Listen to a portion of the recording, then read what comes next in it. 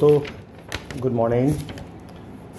आज हम एक वीडियो बना रहे हैं मैट्रिसेस और डिटरमिनेंट्स के बारे में। बच्चों को कई बार दिक्कत होती है कि कुछ फॉर्मूले होते हैं जो मैंने बताए थे बच्चों को, लेकिन वो याद नहीं होते।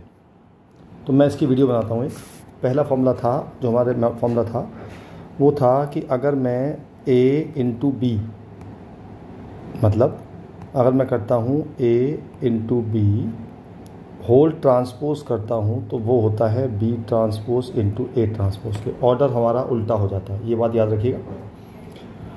दूसरा है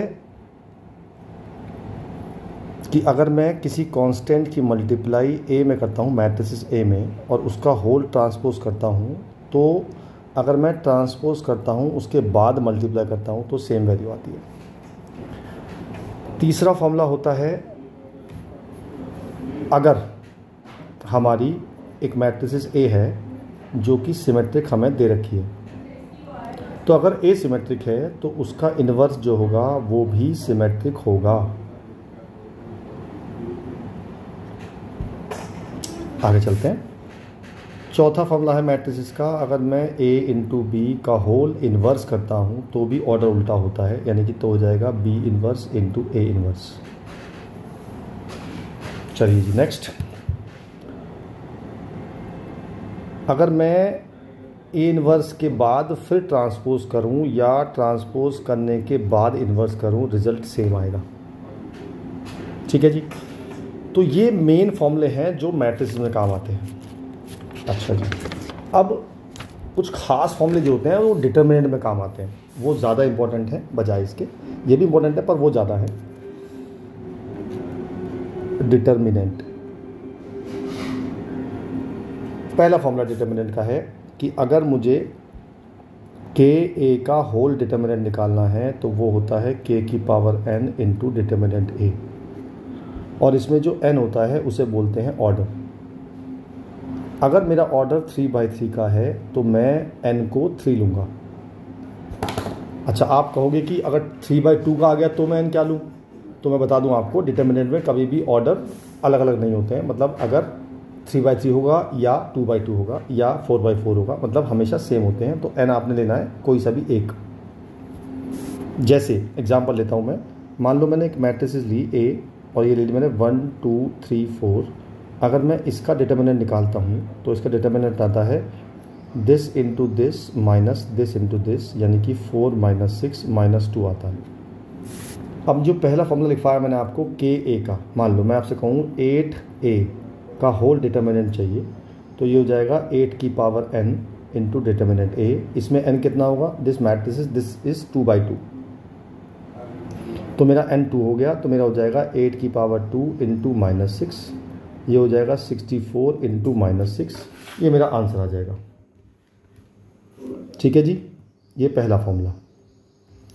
दूसरा फॉर्मूला, अगर मुझे मॉड ऑफ एडजॉइंट a निकालना है, इसका फॉर्मूला होता है मॉड a की पावर n-1।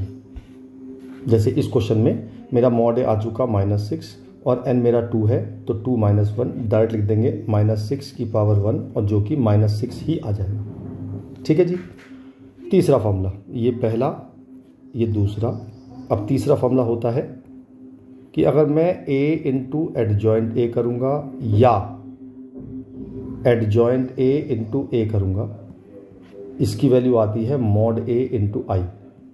मतलब मान लो हम इसी का एग्जांपल लेते हैं, ये जो मैट्रिक्स लिया मैंने इसी का एग्जांपल ले रहा हूँ मैं। अगर मुझे ये निकालना है तो आपको सॉल्व करने की ज़रूरत नहीं है। मॉड a मेरा आ चुका -6, तो -6 इंटू आई लेंगे 1001, because it is a identity matrices. तो मेरा आंसर आ जाएगा -6 0 0 -6। ये वैल्यू आ जाएगी मेरी a इंटू a या एडजॉइंट a इंटू a की। आगे चलते हैं। तीसरा, अगर मैं बोलूँ आपसे मुझे a इंटू एडजॉइंट a का मॉड निकालना है,